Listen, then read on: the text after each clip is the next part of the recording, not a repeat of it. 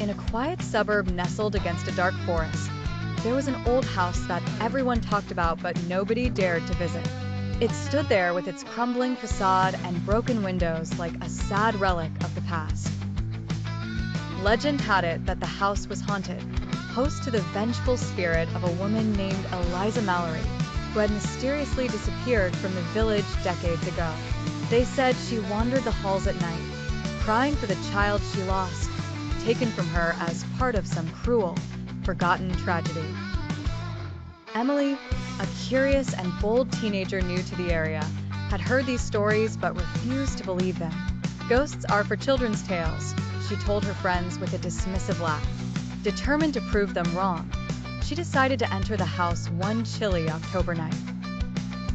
Armed with only a flashlight and her phone, she pushed through the rusted gate and stepped onto the overgrown path leading to the house. The air turned cold, and an unnatural stillness enveloped her. As she stepped inside, the wooden floorboards groaned under her weight, protesting her intrusion. Dust particles floated in the dim beam of light from her flashlight, creating ghostly shapes that danced in the air. Emily called out, "Is anyone here?" Her voice echoed through the empty rooms, but there was no reply. She wandered from room to room, her flashlight revealing scenes of decay, broken furniture, peeling wallpaper, and old portraits whose painted eyes seemed to follow her. Then, she heard it, a faint sobbing, barely audible. She froze, her heart pounding in her chest.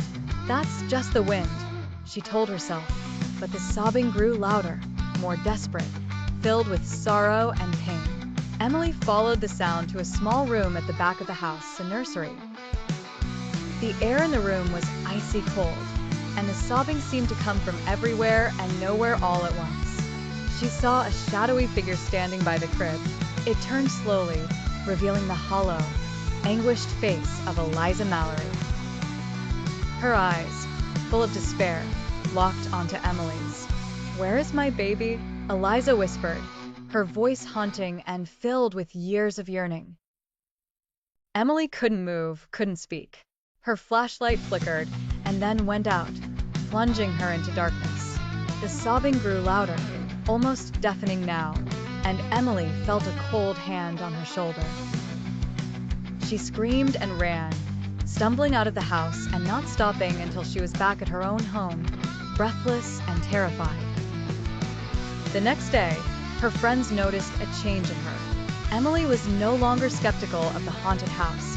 The experience had marked her deeply. She never spoke of what she saw that night.